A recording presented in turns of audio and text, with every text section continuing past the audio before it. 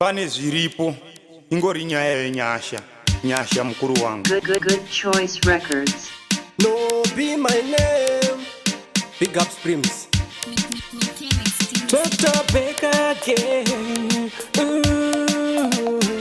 Nyasha, yeah. Nyasha, oh, oh.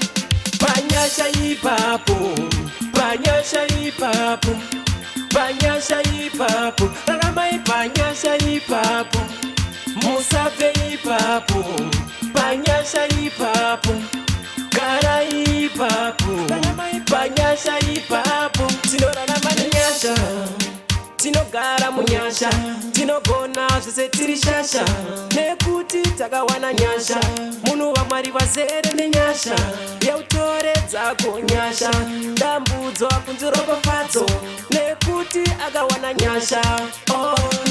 Panyasha ipapo, panyasha ipapo, panyasha ipapo, raramai panyasha ipapo, musave ipapo, panyasha ipapo, gara ipapo, raramai panyasha ipapo.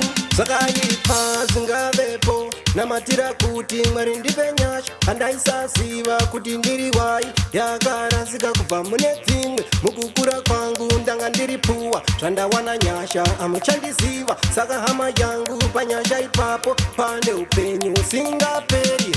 Rambira ipapo, gara ipapo, musave ipapo, rimirai panyasha ipapo, panyasha ipapo, Sprims panyasha ipapo, gara ipapo, chengetwa panyasha ipapo.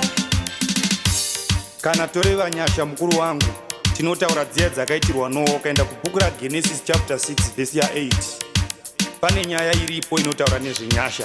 Mafashamo akafushira venguva yaNoa ndiwo mafashamo akasimudza venguva yaNoa. Ndidzo dzimwe chete dzakawana Josefa. Tikadzika nadzo tikaenda kubhuku raEsta, ndo dzimwe chete dzinowana Esta asingakodzere kuva mukadzi weumambo, anoitwa mukadzi weumambo. Kunyange newewo kana wawanikwa nenyasha zvisingakwanisike nevekumusha kwenyu, iwo unozvikwanisa. Ndidzo dzinonzi nyasha mukuru wangu, wandira kudivire nyasha uwanikwe nenyasha.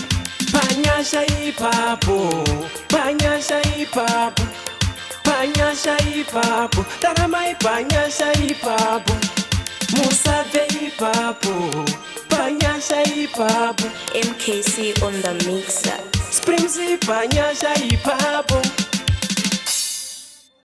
Good Choice Records. I'm Dr. Baker again. No be my name. Pagorogota Jesu,